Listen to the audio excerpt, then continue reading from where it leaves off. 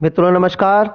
मैं राज ज्योतिष गुरु हर बार की तरह इस बार भी आप लोगों के समक्ष प्रस्तुत हूँ और हर बार मैं एक नए विषय एक नए टॉपिक पर आप लोगों से रूबरू होता हूँ। इस बार भी मैं एक नए विषय पर बात करने जा रहा हूँ। जी हाँ मित्रों, जैसा कि हम सब जानते हैं 2020 हमसे विदा ले रहा है और 2021 आने वाला है।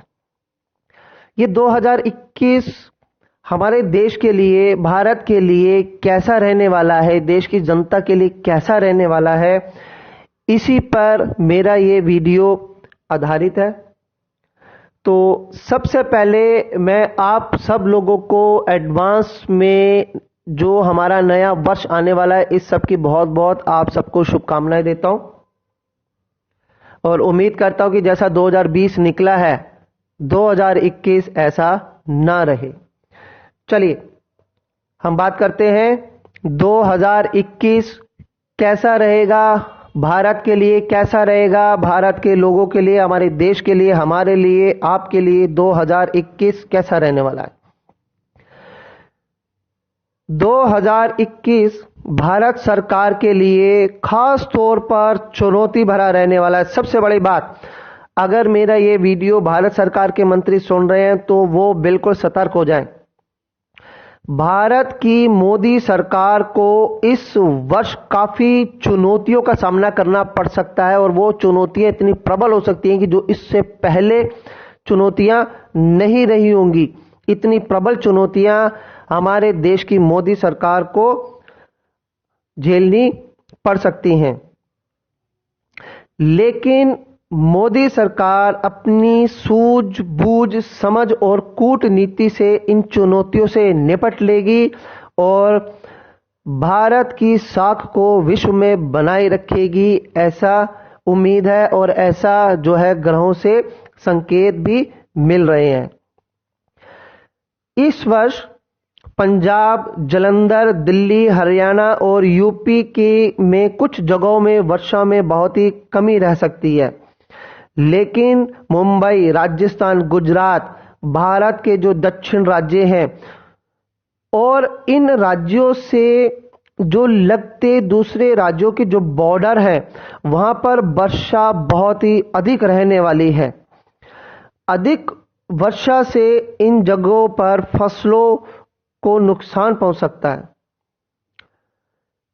इस वर्ष मोदी जी और मोदी जी के या मोदी सरकार में जो मंत्री हैं वो देश के लिए, देश की भलाई के लिए और अधिक कठोर निर्णय लेंगे। आपने अब तक जितने कठोर निर्णय देखे हैं उससे भी अधिक कठोर निर्णय इस वर्ष भारत की मोदी सरकार ले सकती है।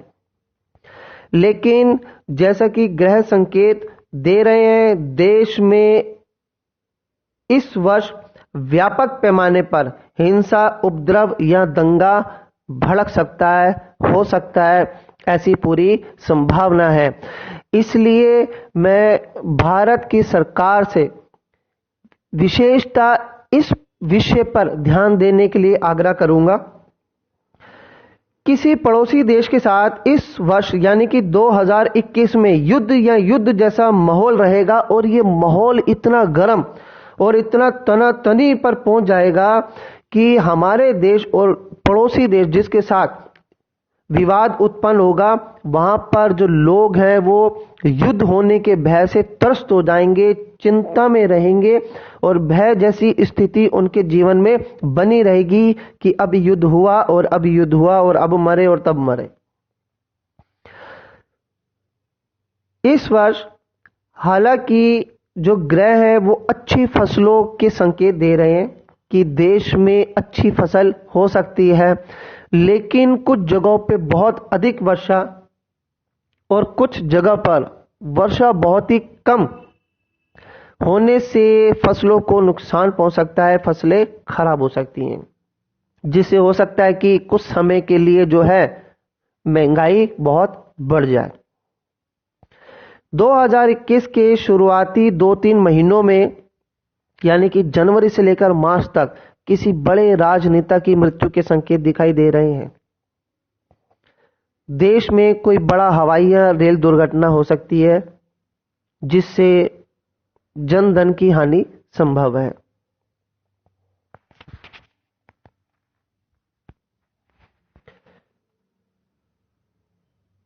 देश के बहुत से नेता या यूं कहें कि बहुत से राजनेता देश के शत्रुओं के साथ मिलकर भारत सरकार को अस्थिर करने के लिए या देश में व्यापक पैमाने पर हिंसा या दंगा भड़काने की कोशिश कर सकते हैं।